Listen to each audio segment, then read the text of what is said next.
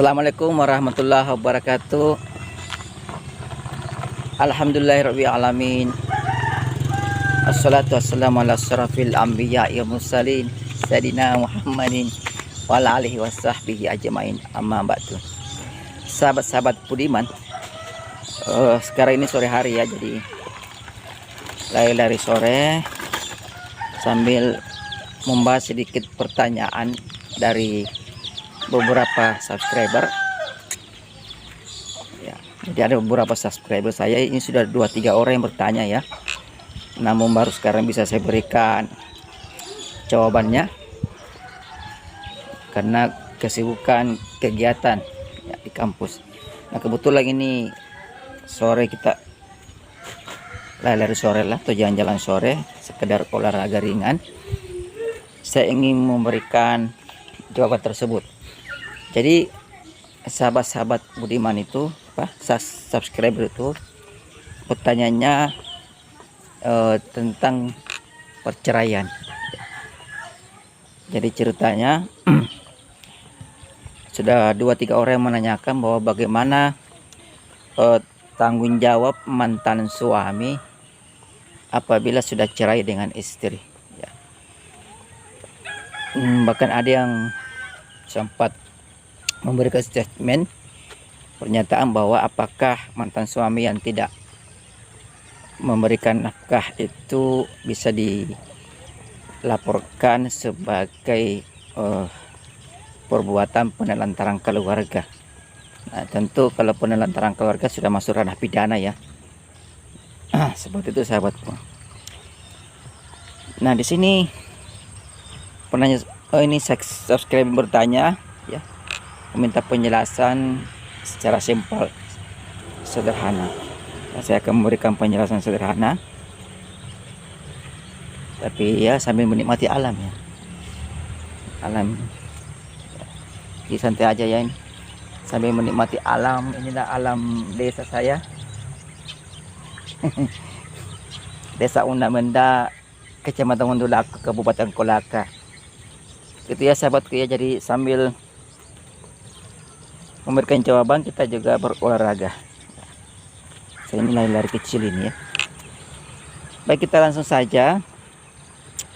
Bagi sahabat budiman yang ingin mengetahui lebih jelasnya, apakah mantan suami itu masih memiliki tanggung jawab kepada janda ya, jandanya. Apakah janda itu masih berhak untuk meminta nafkah dari juga mantan suaminya ya, mantan suaminya. Karena banyak di kalangan masyarakat itu ya masih berharap ketika diceraikan oleh suaminya ataupun cerai dari suaminya, masih berharap nafkah dari suaminya.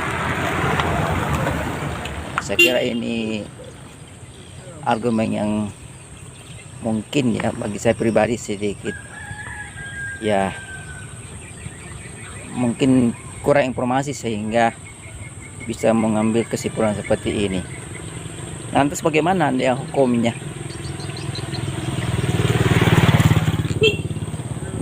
Bagaimana hukumnya? Nah kita tengok dulu di dalam ketentuan Undang-Undang Nomor 1 Tahun 1974 tentang perkawinan ya. Jadi ini undang-undang perkawinan ya. Di situ kita bisa lihat di dalam pasal 41 secara jelas dinyatakan bahwa ya, jadi ketentuan dalam pasal 41 ini itu substansinya adalah akibat putusnya perkawinan karena perceraian.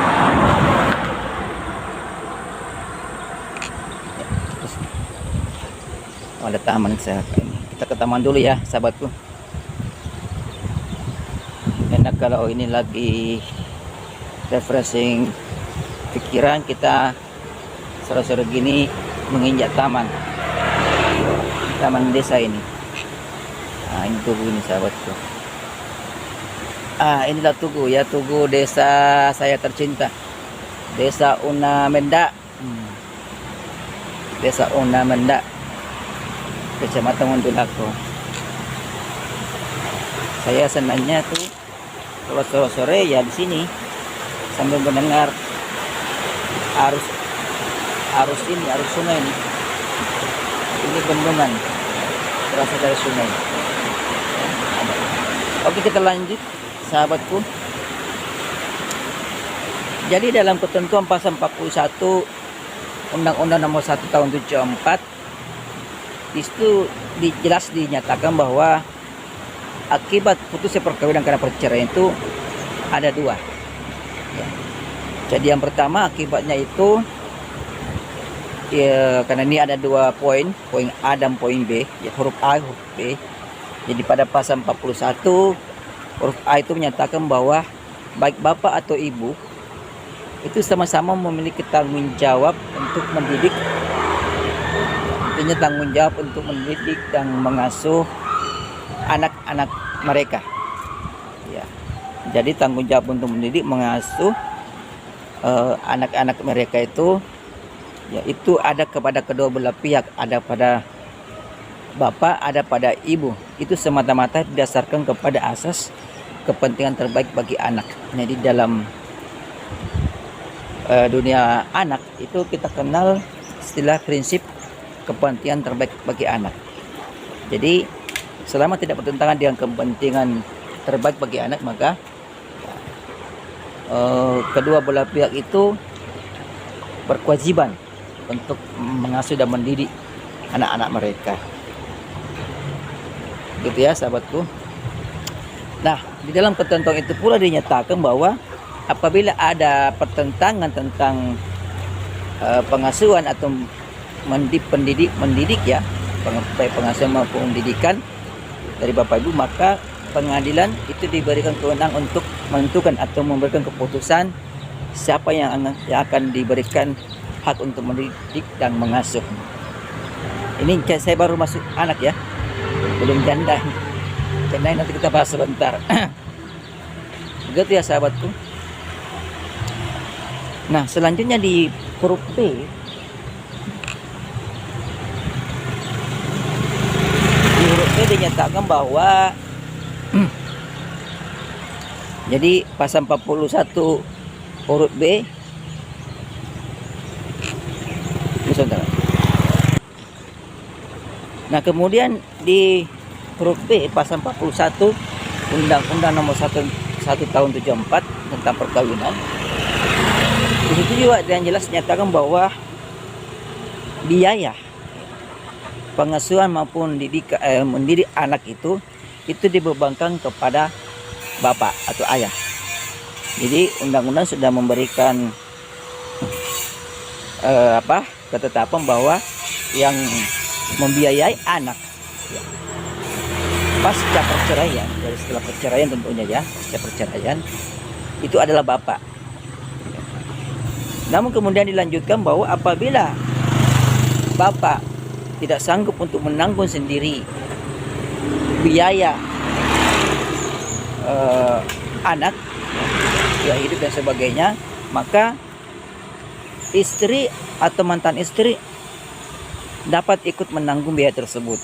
Nah, jadi kembali lagi ya. Jadi awalnya memang dibebankan kepada ayah saja. Tetapi apabila ayah tidak sanggup untuk menanggung sendiri biayanya itu, masuk pendidikan, makan ya dan sebagainya, maka ya ibu ikut membantu. Ya, diberikan kewenangan atau hak oleh hukum oleh negara kita untuk ikut membantu. Jadi bukan serta-merta kewajiban ayah saja, tapi itu terjadi kalau ayah tidak sanggup. Nah, sini. Jadi inti dari pasal 41 huruf A dan B Undang-Undang Nomor 1 Tahun 74 tentang perkawinan ini adalah bahwa anak antara ya mantan istri maupun mantan suami atau si janda atau si duda tadi itu tetap menjadi tanggung jawab ayah dan ibunya, karena di dalam hukum tidak ada dikenal istilah mantan anak, tidak ada mantan ayah, tidak ada mantan ibu. Tapi walaupun kedua orang tuanya sudah bercerai, mereka tetap berstatus sebagai anak dari kedua belah pihak yang sudah bercerai tadi, ya.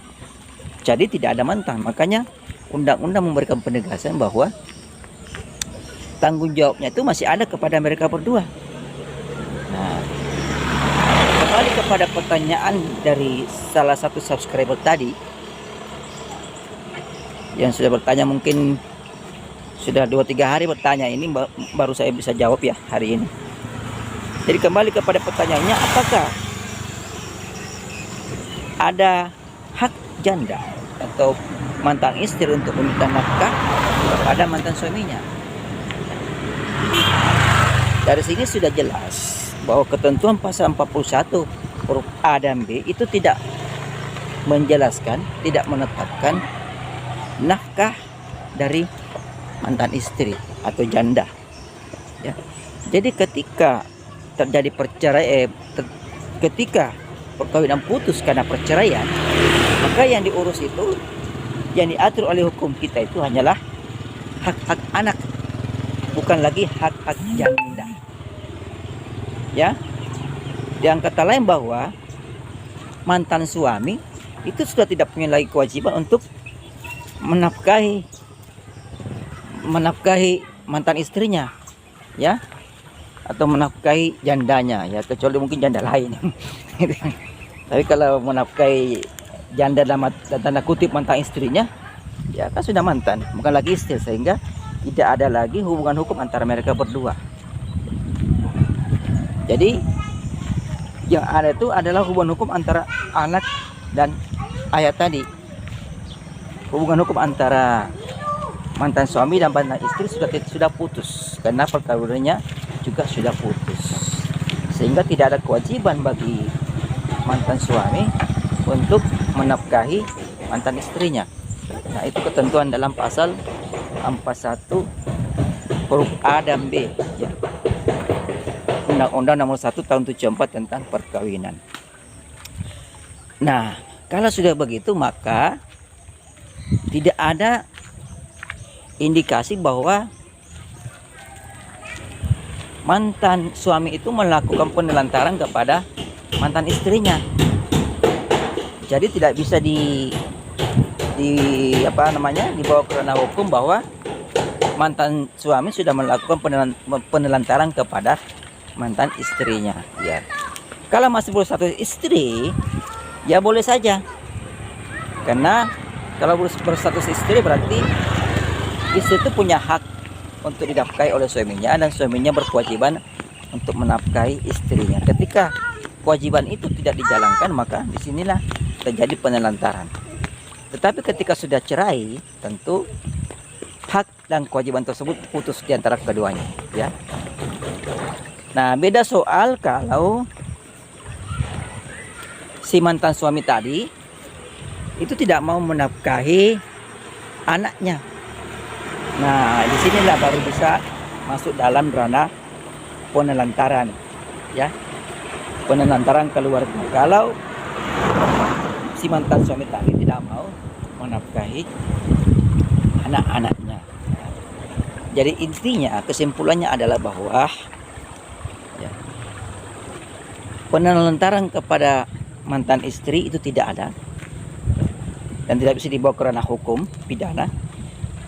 Tapi penelantaran terhadap anak walaupun sudah bercerai dengan pasangan itu ada, ya. Akan terjadi kalau si bapak tadi ini tidak menjalankan kewajibannya untuk tetap menafkahi anaknya. Itu pun menafkahi anaknya hanya sampai batas umur 21 tahun loh. Jadi ayah di sini yang diberikan beban untuk menafkahi anak, hidupnya anak dan segala-galanya tentang embel-embelnya anak, itu hanya diberikan beban sampai si anak itu berumur 21 tahun. Lewat dari umur 21 tahun, maka beban ayah atau beban mantan suami untuk menafkahi anaknya itu sudah hilang, ya, sudah hapus. karena sudah seperti itu ketentuan dalam norma positifnya. Mudah-mudahan video singkat ini bisa memberikan penjelasan kepada subscriber saya yang memberikan pertanyaan, dan mudah-mudahan ada manfaatnya. Sekian, wassalamualaikum warahmatullahi wabarakatuh. Salam keadilan.